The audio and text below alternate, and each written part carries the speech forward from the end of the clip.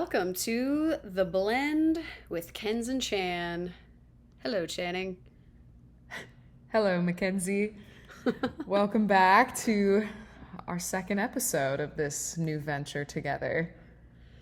Coming at you live from my bedroom floor right now, sitting on the ground. If you're on I'm loving vid, you it. can see I'm literally on the floor because I just swapped out my bedroom and my office because we got a bigger bed, which is a huge win, but the Wi-Fi is not as Absolutely. good in that room, so I had to come back until that is fixed. Giving me Man, Zen vibes though. I'm like crisscross. yes. You're zenning. It's a good like bedroom vibe. Also, the plant life, it's just really strong. It's giving me zen as well. So glad. Gonna be hard to Oh, recreate. man. Yes.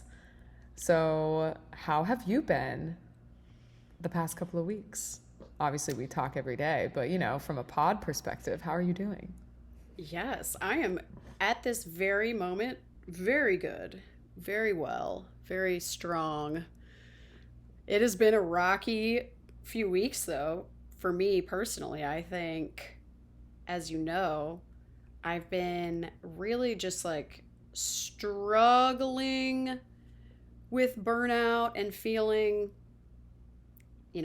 just like not sure and not knowing how to deal with it myself and kind of like always pushing through, always, Mm-hmm. forever, and like never learning how to rest and take that break. So I'm kind of excited to figure it out. I'm like, okay, you can't keep doing what you've been doing.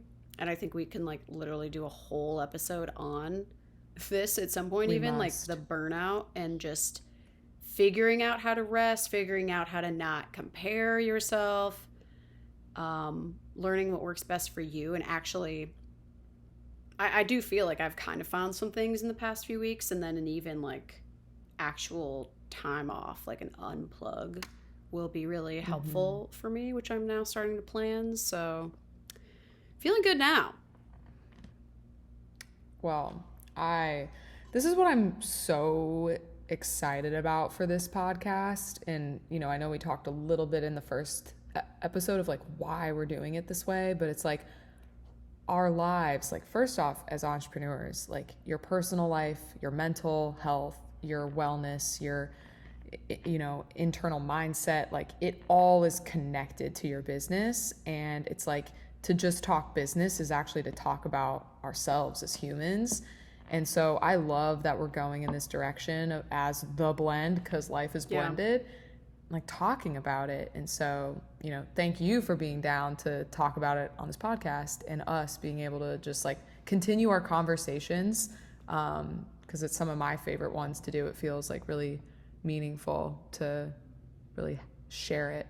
Um, but Yeah. yeah, I'm so glad that we're actually talking about burnout, because anyone that's been at it for the amount we have and what we've had to deal with world events, life events, still being feeling the pressure of growing the business, like you would be lying, like anyone would be lying if they hadn't or aren't currently experiencing burnout. Yeah, and I think that's the hardest part is like everyone actually feels it, but you don't want to admit it, or you don't actually Mm-hmm. can't take time off. I mean, most people can't take an extended period of time off or stop working or get the rest you need, but there are things you can do to still help. And as entrepreneurs, we don't do it. Like we just don't like take the time because there's just always more things that need to get done and you feel pressure to be the one that's like got it all figured out as the leader of the team. At least that's certainly how I feel. And Definitely. so yeah, it's hard to like admit, but then it's like, okay, it's normal and it's not that scary and you can do things. You don't have to fully uproot your entire life and like change everything to fix it. You can like do small things. Um but yeah, I'm feeling good now. But I do think like we could totally talk about those small things. Like what are some things we do? What are some tips and tools? when you're feeling burnout. Because I think everyone I've ever shared that with and been vulnerable with is like, oh my gosh, me too. It's the worst. And they experience Yes. it.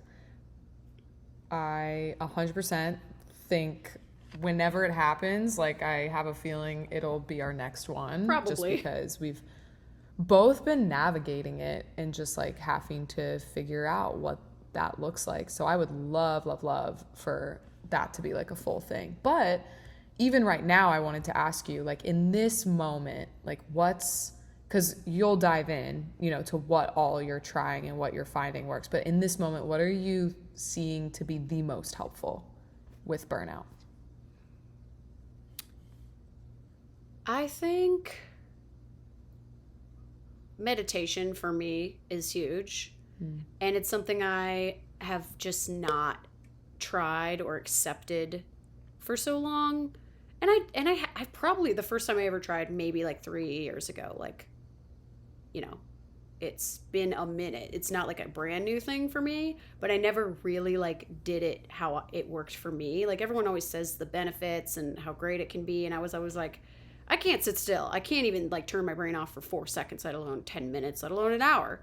So it was like, I didn't get it. It didn't work for me for so long until I just kind of kept trying things and like apps and time, just like a small time of like, hey, this is like actually a little reward that you get to just rest and chill. And even if, hey, yeah, ideally your mind doesn't wander and that's the goal. But even if it does, cool. You actually don't have to do the things that stress you out until after this 10 minutes. Like treating it as like a mini reward has been helpful. And then it kind of has helped me be a little more patient, not so reactive. Like I usually will just get up in the morning and go and start and like maybe I'll wake up to an email of someone who's pissed and like a client or someone who's like annoyed, and I'm like already I'm just set off in the wrong direction for the day. So like not doing that either, and kind of like having your own control over how you start the day is a big one too. That's really impressive to be open and look to something that you didn't feel like resonated before, but you're like, all right, like let me come back to it and see, and like you found your way of what works. Like, and the thing I feel like I'm finding is everyone's their own genetic sequence of like what works for them, and we all have to like find our own recipe. And so even our own recipes in meditation for sure. So it's awesome that like you're exploring and finding, what actually works for you, because I feel like what happens with, people like us is that we're such achievers that we almost start turning that thing that was supposed to be a reward or supposed to turn our minds off into like, I know I do. I'm like, check off the box. I meditated today. Yeah. I'm like, okay, is that really actually doing what it's supposed to do?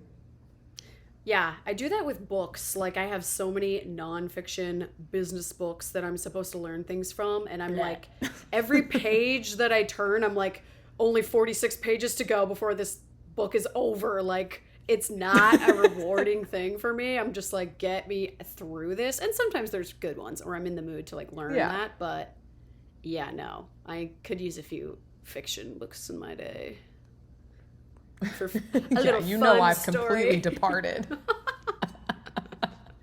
Yeah, I have left the business book world behind. I'm like, F that place. I'm sorry, y'all. Yeah. If you send me another sales book to read, I feel bad about it, but I just can't right now. I know. That's the worst part is when people send them to us, like our mentors, or we book a lot of speakers, so they have books that they write, and they're like, oh, let me send you a copy of my book. And I'm like, oh, I work with you. I should read your book and like know what you talk about, but I don't have it in me. Yeah. You need to rest first and then, right? Yeah. Like we need to, someday. Then we'll get to that. Totally. Yeah. Well, that's great to hear. I'm glad. 'Cause I know, again, but it's crazy just like how much even changes day to day. It's like, what's working for you today? So yeah, I like to ask that anyways. How are you doing? Man, yeah, I'm good. I feel like um, every every day I'm like checking back in with myself, but all in all, I feel really good. And I am very grateful for, as I've told you, like going on that antidepressant last year like changed the game for me. And I feel like so many people, like when I share this, and I feel like not a lot of people talk about it, so I'm just always like very open about it, and everyone's like, oh my God, like I've been thinking about it, or oh, I'm scared, or oh, that changed my life too. And I know it obviously isn't for everyone, of course. I was really scared of it, and then also it just doesn't like vibe with everyone. But for me, it's exactly what I needed. So I feel like every day is better. And I think that what was happening when I was, because I know we've talked about this, but I was at my real height of burnout last year, and I felt like I hit rock bottom. And it was like almost like my day, my stress and my apathy and everything was almost like starting at 90. So I only had 10 more spaces to go of what I was willing to take in the day before I just shut down. Where it's like now getting more on top of my mental health. And I've tried to do a lot of other things, but that was like the big one. Is I feel like now I start at like 10 versus 90. So I have more room to be affected by. I say all that because all in all, like I don't hit my 100, but something did happen today. And I was like, ooh, okay, Chan. So I have been just putting it down in the depths of me. I have not, and that's not like me. I usually am trying to be really like communicative with myself of what's going on. Yeah. But with my sister getting deployed, I like have just put that away. And I haven't really dealt with it. I also went back today and I looked that I haven't gone to therapy since January. So I was like trying to save money. Bad on me. I need to do that. And I just started like weeping out of nowhere today. And I was just like crying so hard at the thought of her being away. And I haven't like dealt with those emotions like I should. So I was like, whoa, whoa, whoa. Like, you got to pay attention to that. And I just wasn't. I was just working. And that's, you know, I know better than that, but I did it. God, that, I mean, that's so intense. Like, that is such a next level thing to kind of like think about and deal with. Super emotional. I can't even imagine. That's not just an average, oh, you know, someone was mad or someone cut me off in traffic. Like, that's so serious. And that's so, I mean, that's your family that's affected. Like, I mean, it's their safety, their livelihood. Like, of course, that's going to be such a huge thing. And I truly cannot imagine what you're going through. But, like, yeah, I'm not surprised it kind of, like, hit all at once if you haven't been able to really, like, think about it and process it. Even if you have, it's just a really big deal. And, like, I don't know how you could process it, like, properly. Yeah, I think that's like, I think why I've been pushing it down is I almost feel bad, or I feel like I don't have the approval to feel as intensely as I do. Like, I'm like, first off, she's the one out there doing it. And also, people do this every day, and I almost feel guilty that I didn't really understand what this feels like until my loved one was in it. And it's just that like more existential thing of like what people do and sacrifice for us every day so we can do this. But then also like, oh my God, my little sister, like it's just, but Connor, like he said the best thing he could have said to me. And he was like, you have to remember that they put the best of the best in the role that she's in. You know, there's a reason she's there. And I was like, okay, thank you. Like that's what I need to remember. So yeah, it's, and that's the thing, like our lives are so blended, like, and we're lying to ourselves if the personal stuff doesn't come into the work stuff. And I was actually in a meeting when I started talking about her, God. and I just started weeping, and it was really embarrassing and vulnerable. And I was like, I literally don't know where these emotions are coming from. And so that was then like traumatizing almost, because I was like, oh my God. Yeah, like the worst place. Yeah. But it luckily was a safe space, so it was okay. Nice. But yeah, I was like, okay, like pay attention to just okay, we know what to do here. Like, you go to therapy, we talk it out, we figure it out, we deal with these emotions. I know what to do. Texted my therapist right after. I was like, Carrie, it's time. Yeah, no kidding. What a better time to go. And like, Exactly. oh man, that is tough. And like, I'm sure you don't get to call her and like just chat and hang, or definitely not hang, but like, you might not even get updates or kind of like hear from her for a while, and that's just a scary thing too. Yeah, it's been a lot to navigate, and I know we would love to talk to you more about it. I'm always like so grateful for our deep chats. Yeah. But I appreciate you asking, and I love hearing how you're genuinely doing. And I think this is something that what I love, like seeing our relationship as best friends, business partners, like how much we've grown together in like opening up about the hard things. I think, when we were younger, we felt like we had to like be good for each Yes. other and like not share the hard stuff. And it's like, I just feel like we are like worlds from that, and how we're like, we feel so safe in our relationship and in our business and just in life and maturity that we're like, no, how are you actually really doing? Like, let's have the hard conversations, because they're not going to be hard. They're actually going to be really good. Totally. They're always really good. And I'm probably more avoidant to go there than you, which I appreciate you always asking and always making us kind of have those real conversations, because it is always better. And I always do feel so much better and like a weight lifted every time. But it is pretty difficult for me to sometimes like do it on my own, or like really still get out of that everything's great all the time. I'm good, I'm set, even if I know I'm not. So I appreciate you for that. Totally, dude. I mean, it's like getting to do it with you, like getting to have that realness is why I feel okay to like push and prod and ask. Like, I'm not that way with others. Like, it's but I really feel you. Like, of course, I so struggle with that like everything is awesome thing. Like, Right. that's so hard. And back to your like navigating burnout and like taking the time, like something that's been really eye-opening to me is I do think like us really taking the time so our team knows that they can take the time. Yeah. Because that's something we've like, wanted to make sure they know. Like, we don't want to be doing a disservice to them. No. Exactly. And I think just being at a small company, we have the unlimited PTO, which actually I think is good for small companies.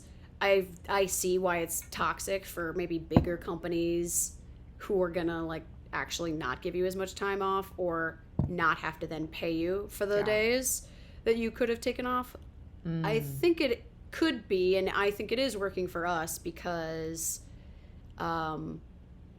we still hold each other accountable, obviously, and still all like know what we're working on and know where we need to help each other. And we do take the time off that we need.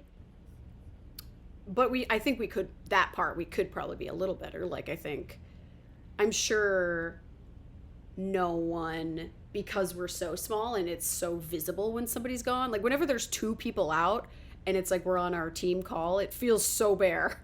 It's like, oh wow, yes. 2 people of the whole the whole 9 of us are gone. That's almost 30%. So it's like we feel it. Yeah. So I'm sure people also feel maybe like it's harder to actually take more time off, or just random days here and there where it's like, I just could use a break. Like, I'm just going to chill at home, but like not work today.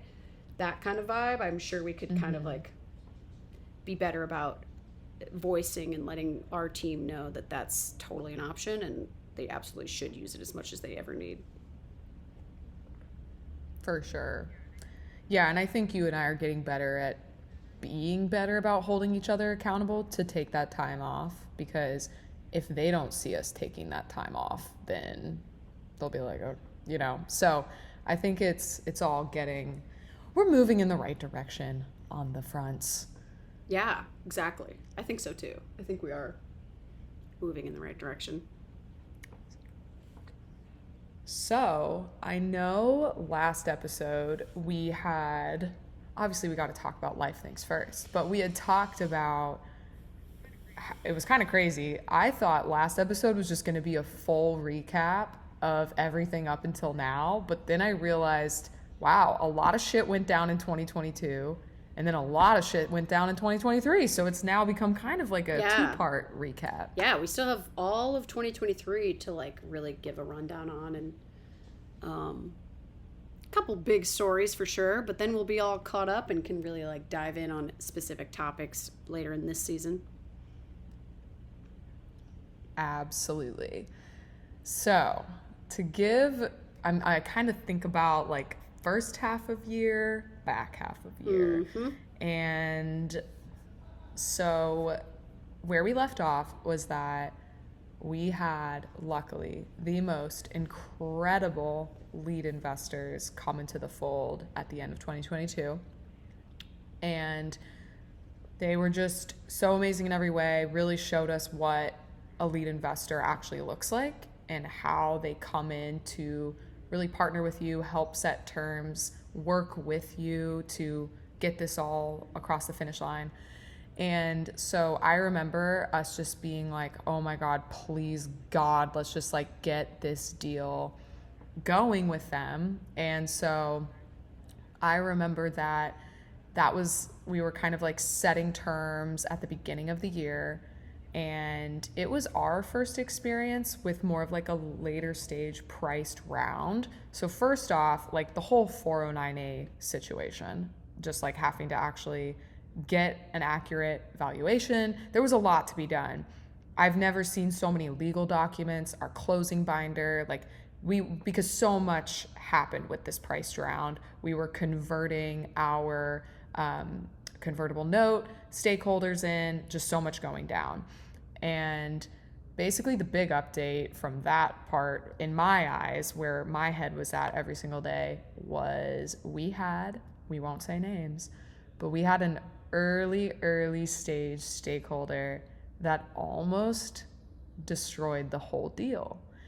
And that was excruciating. It was so painful.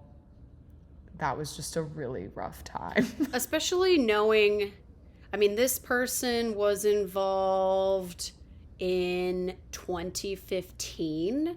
Like, that's how early? So long ago. We weren't even graduated college. We weren't even out of college. Yeah. We didn't even know what the fuck it we wasn't were a doing. business. We still don't. No, I'm just kidding. No, but it wasn't even a business. We didn't have customers for a long time after that. We didn't have a product, website, like, no. And they wrote a few lines of code for our very first website that we haven't used in like 8 years. None of that code we've ever even... I don't even think we ever like officially... No, I don't think we did either. It was kind of like, okay, we have a little website now, and they, predatory ass motherfucker, was like, oh, I need equity because you're not going to pay me because you're 20 years old and you're not paying yourself either. And like, so I'm not going to do this for free. Okay, I get it. But yeah, no, it was a terrible decision at that time. And of course they didn't even end up doing anything else. Like, they were not founder status or anything, important. But yeah, so of course them now, when we're converting this many years later, have to like sign off on it and like be okay with these terms and this new investor because they have equity in the company. Yeah. And I remember that our lawyers, we were running through all of the key stakeholders. And so honestly, and this was like a really big just learning lesson. We could talk all about this, but I mean, we were in college. We didn't have the money to go through, as much of, all of the legal processes that we should have. And so the agreement that we agreed on with this person from an equity perspective, unfortunately, there was a really hidden predatory term in there that it's just like, it would never have been agreed on. Now it's like so faux pas. But yeah, that really held us up. And I remember having to make the call to our lead, Robert, and like telling him what was going on. I was sweating bullets. I was so scared. I was like, this is going to kill everything all these months. And the way he responded, he was like, all right, like, this is how we're going to navigate this. We're with you. We're going to get this figured out. And it was excruciating to work through all of it, but we did, and we all got to an agreement. Yes, it took a few months longer, but we finally got the deal closed, and then we could go on to follow on capital. So it was so eye-opening, such education for us. But that was like a big part of Q1 last year, was just getting that deal set. So that is what really comes to mind for me for like first part of the year. Yeah, and it sucks to like obviously make dumb decisions early in your business as a young person who doesn't know what they're doing. We could list hundreds of things that we would have done differently. Every entrepreneur can. But like for it to come back and bite us that hard, I think was the worst part, and delay us from getting money. Like we were skipping paychecks. Like we were literally like, we will not make payroll if this doesn't happen this week. We haven't been paid in like a month. And it like, so to be personally affected in that way, and also just know they deserve literally nothing of it also. Like they're just trying to like hold on to something because they're never going to make anything of their own little life, honestly. Like they're a software engineer and that's it. Cool.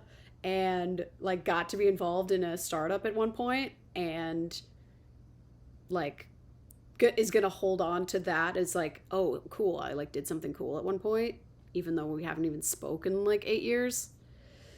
Yeah, that sucks. That's hard to sit with. It is. And just, we might as well say what the clause was so people know to look out for it. But again, this is like so against the code of startups. But anyways, they put in this very hidden clause, which was so predatorial, that stated that their equity could never be diluted, which anyone knows that is so fucked up. Everyone gets diluted. The founders get diluted. The investors get diluted. Everyone. And there should never be tag rights on that or anything. That's just so absurd. And of course, after we've learned, we would never agree to something like that. We've turned away investors for way less worse terms than that. But we just had no idea. We were in college. We were just trying to make a business happen.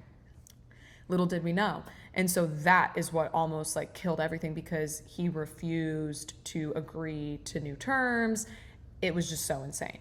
So it was so much back and forth, so many sleepless, like crying nights for me, just like trying to navigate this, racking up our legal bill. Oh my dear God. But we got it figured out and it was hell.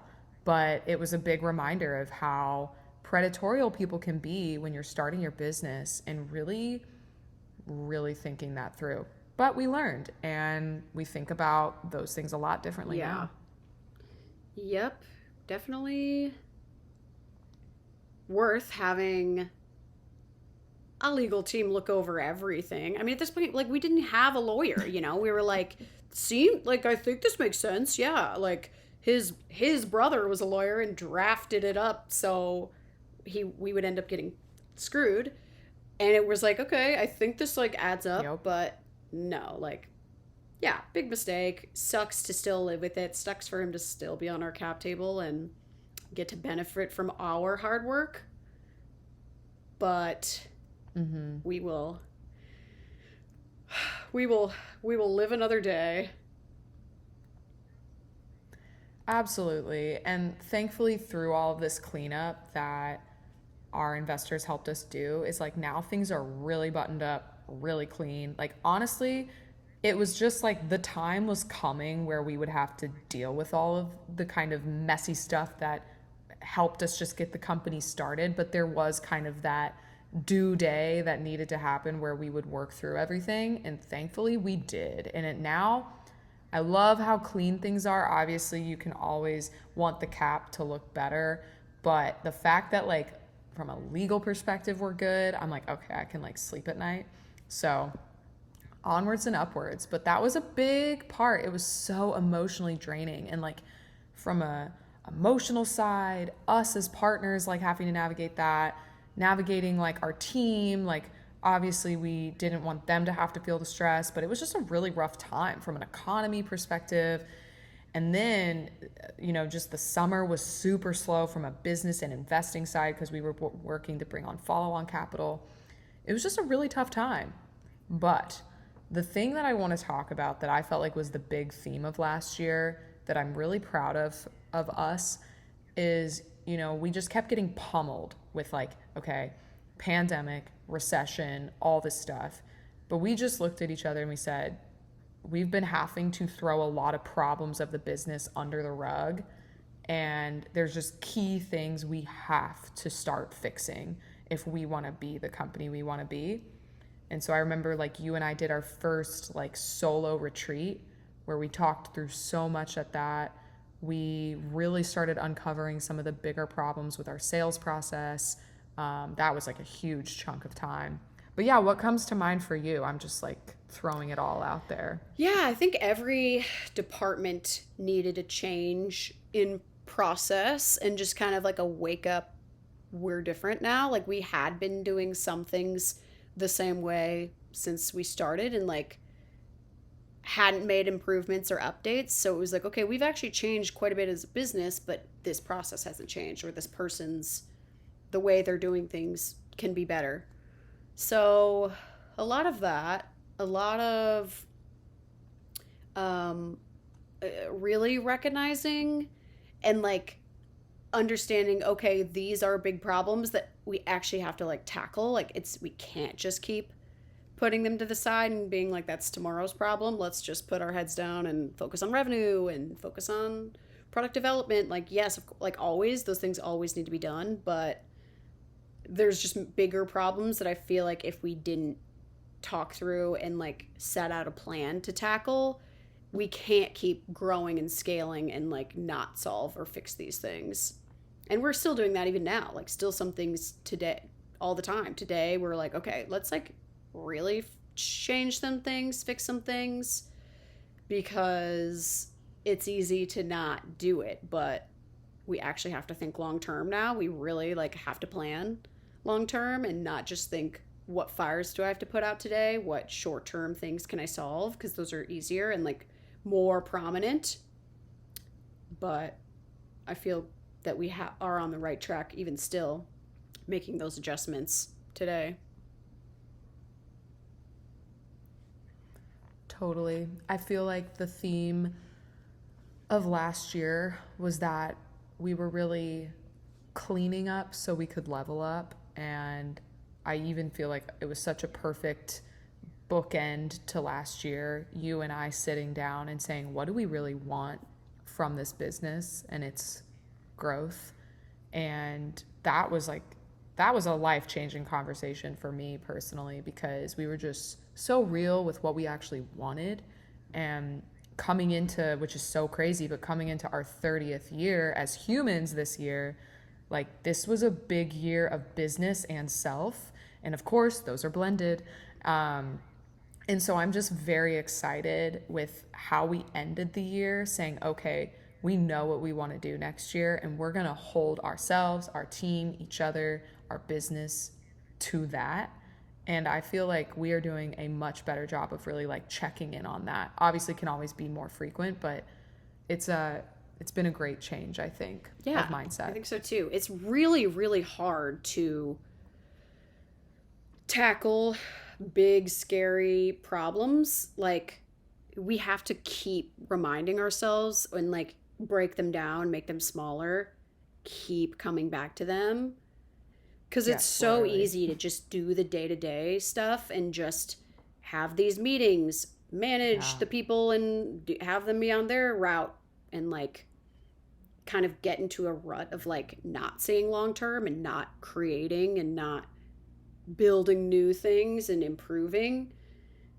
And I feel like we have been in ruts like that many times where it's like, oh man, we haven't even looked up in 6 months. And yes, we are growing, which is good. Like we are hitting our goals, we're doing good things, but we're not planning the way we should if we're going to be the business we want to be, 10x what we are today. Like we're not putting those plans in motion.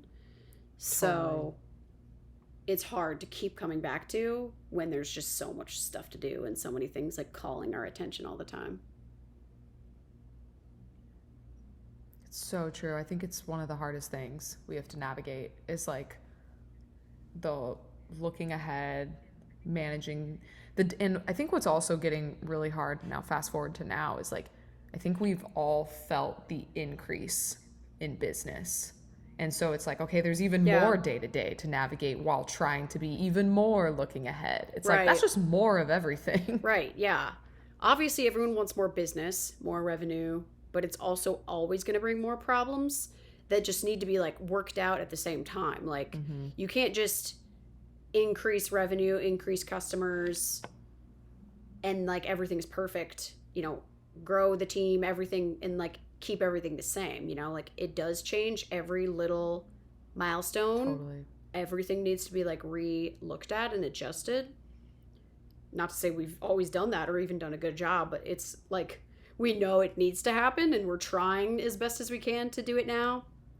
But yeah, can be pretty challenging to like even just stick to basic goals. Like, and I think too, that's because in the past maybe we've set like too many goals or we've spread ourselves thin as far as like what we want to accomplish in a year. It's like this year I actually feel like we did a pretty good job. It's like we have a pretty damn high revenue goal and that's what we got to do. Like, yes, we're going to do a lot of marketing. Yes, we're going to onboard a lot of entertainment. We're going to grow in certain markets. That will just come. But like number one priority is like we have to hit this revenue mark. And it's a big one. Like it's not a supernatural, like it wouldn't just happen if we weren't putting everything into it. So that has to be like the light at the end of the tunnel. Totally. And it's easy to kind of spread yourself thin because you can see all these problems and all these things that need attention. But that's where hopefully you do have a good supportive team that can like help take on multiple hats, just like we as entrepreneurs do. And even if you're at a stage where you don't have a team or even anybody else, maybe just prioritizing things is like something you can do as an entrepreneur. Like know what matters the most. Like revenue is always going to probably be like top 2, 3 of like, you got to have revenue, you have to have money coming in, but then you kind of know what's best for your business after that. So true. I mean, that is another great point about how much we've really, I think, leaned on our team more than ever, and also have ensured that they are the team members that can take it to the next level, because that's what's required. And I mean, I remember when it was just you and me way back when, and it's crazy to think back to that time when it all started there. Yeah, we have new problems now. I always laugh about this with other entrepreneurs, like just getting started, you like think it'll all be figured out someday. You think, oh, it's so hard right now, I have so many problems, I can't wait till I don't. And it's like, no, that day never comes. You just have new problems. Like I don't feel any less like we've solved a lot and like figured a lot out in this amount of time, but it's like we have just as many, if not more, things we need to figure out and fix and solve. Yeah. Arguably more. It's like by uncovering one answer, we uncover 5 new things. It's crazy. It compounds, but at least you're working on new problems. Keeps it interesting. Absolutely. Well, I feel like this is a good wrapping point for our Love it. second episode. I'm excited. I feel like we're, caught up, and now we're really like, okay, what's going on this year? What's up with us? And we already have some topics for next time, that'll be which a I'm good excited one. about. I'm ready. Amazing. Great to see you as always. Until next time.